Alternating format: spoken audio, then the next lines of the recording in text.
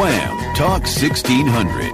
You're catching the drift. Conservative talk. Intelligent conversations on local, state, and national issues with Gary Wellings, chief editor of the Current newspaper and Current Online.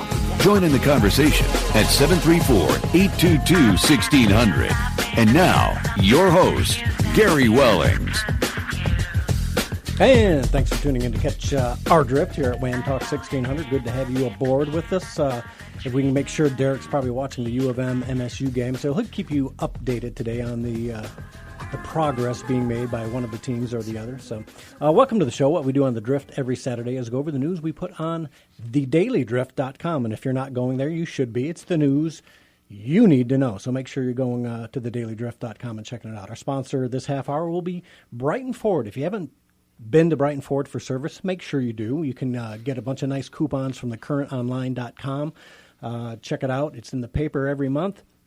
You can get a tire rotation for $16.95, the Worked Fuel Saver package for $29.95, 10% off all parts, pothole specials, free loaner vehicles with an authorized insurance claim, you name it. Brighton Ford is a great place not only for new and used cars, but also for service. So make sure you get out and check them out. 800-494-2175. That's 800-494-2175. Or you can go to BrightonFord.com.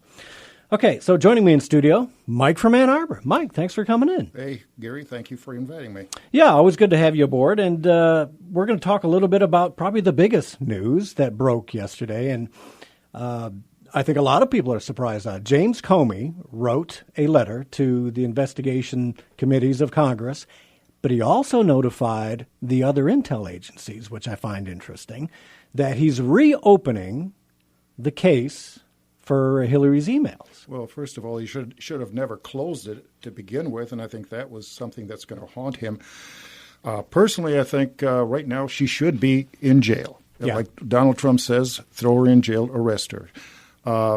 For him to do it right now, there's got to be something behind this, and it's got to be the rest of the FBI people that are beneath him that are screaming bloody murder and that are sick and tired of having themselves on talk shows, in the newspapers, made villains. And I think that Donald Trump has basically had it right. There's stink in the White House. There's stink in government. It doesn't any cleaner than that, man. Clearer than that. It's obvious. So these, oddly enough, and there's a number of things that goes on here. Is it the guys in the FBI who are mad? And we've heard this for a month now, right? That the guys in the FBI are angry that Comey did not proceed and say, listen, we need to get an indictment going here and get this started. But is it other things, too? Because here's what happened. While they were investigating Anthony Weiner for sexting that underage girl, right, a 15-year-old girl, they grabbed his phone, his computer, a computer that he and his wife, who happens to be Huma Abedin, who is Hillary Clinton's right-hand girl, right? Right. And they found something. Now, think about it for a minute. The FBI New York office is kind of a different department, right, than your Washington department. That's correct. And we know that one guy, I can't remember his name, because he was talking about, he was the guy that was investigating the Clinton Foundation. Well, that's the guy. From what I understand, is his wife received $675,000 in campaign contributions from the Clinton Foundation. This was the guy that was the underling to Comey. When this hit the fan, I think this is probably what made Comey say, I've got to reopen this. But you've also got to remember something else. If you take a look at what's been coming out of WikiLeaks, drip, drip, drip, WikiLeaks has basically thrown the gates open. The Clintons are bare right now. Everybody knows everything that's going on about the foundation, and for him not to open it now would be a crime. I think he was forced by several things: WikiLeaks, the $675,000 contribution, and also don't forget Terry McAuliffe down in Virginia. He's got problems now because he was the guy that was funneling that $675,000 to this woman. Yep. So this is all entangled with the Clinton Foundation. Comey sees the dirt. He sees it you listen on Rush's show, you watch, even watch some of the cable shows. They are starting to talk about WikiLeaks. And when you've got the cable shows and NBC and ABC suddenly, like the other day, all of a sudden, WikiLeaks is on there on the nightly news. Before that, they wouldn't even talk about WikiLeaks. So you've got right now, and I think there may be even a fear in Comey's mind right now. What if Donald Trump wins? God, I hope he does. What if Donald Trump wins? Can you imagine Giuliani or Genoa being the attorney general? Where does Comey sit then? And he opens up an investigation not only into the Clintons, but also into the FBI. Comey could find himself as a conspirator and could find himself in jail. Yeah, absolutely, because Comey is kind of an odd duck. You know, he's the Republican.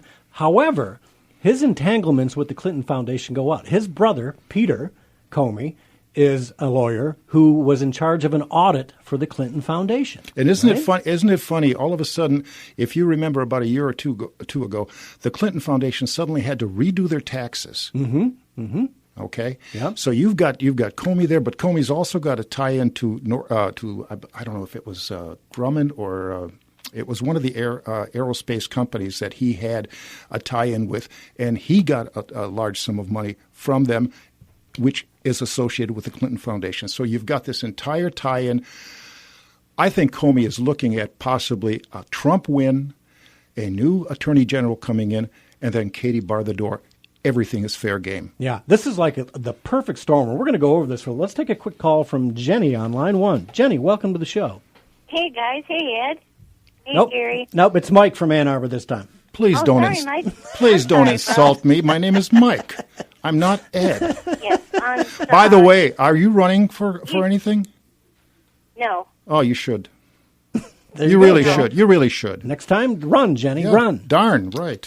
Okay, well, no, I mean, but at least I can say I was wrong and apologize for it. I forgive you. I'm just kidding. You know, I forgive you. I love all you guys. I do. Anyway, I know you guys are kind of hopeful. I don't think anything of it. I'm sorry. I don't make anything of it. I think he's just trying to, I agree with you, he's trying to cover his sorry butt. But that's all. And I don't, unfortunately, although I have a lot of hope, I don't think anything's going to come of it.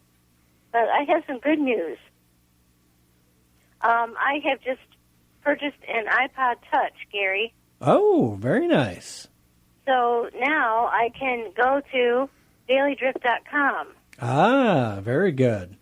Well, thanks, Jenny. That'll be awesome. Get to the dailydrift.com and get the news that you need to know.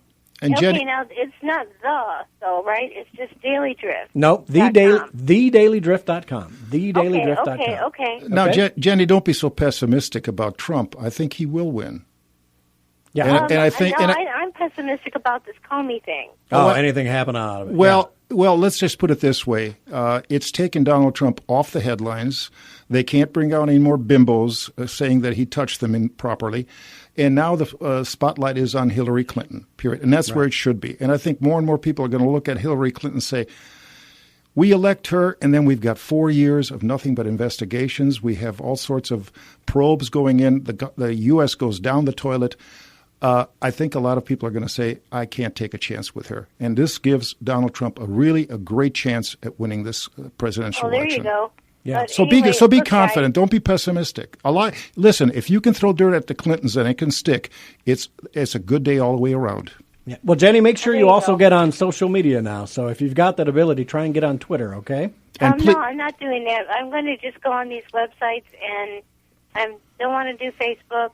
I don't want to do that. Okay. So, I'm going to do this. This is a learning curve. I'm getting more confident every day. I'm working on it. Okay. Well, that's good. Hey, Jenny, you're talking to a guy who doesn't even know how to start a computer, how to shut a computer off, and that's me. So that'd be me. No, the closest thing that I go to a computer is a calculator. So don't feel bad. All right. Well, thanks, Jenny. Hey, Mike, if you wanna learn iPod, get one, and we'll learn it together. There you go. You know what, Jenny? My wife is laughing right now at home.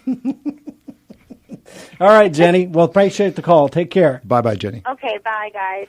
All right, let's take a call from Will in Ypsilanti. Will, go ahead. Welcome to the show. Hey, Gary, it's my weekly call, man. Yes, sir. You know how much I love your show, man. It makes my week every week. And, folks, seriously, if you haven't gotten to the drift, I know Gary said it, go to it. Some amazing stuff there.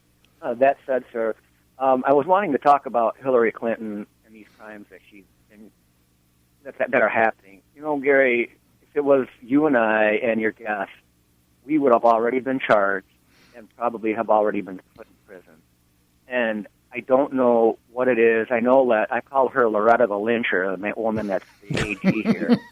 And it's just awful. And, now with the FBI bringing up new charges with Anthony, I never met a young woman I didn't like, Weiner, it's just horrible for us to be able to tell other countries, well, why aren't you doing this? Well, we aren't doing anything ourselves, Yeah, it's a major embarrassment. It just doesn't get any more embarrassing, and the world is laughing at us. They've been laughing at us for 8 years, and now if you elect Hillary for 4 more, imagine how much more the laughing will be.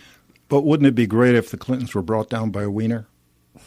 Nice. Really think about it. Wouldn't that be great if a Weiner is what brought the Clintons down? Yeah. Well, and it would be great. Yeah. What else you got, Will?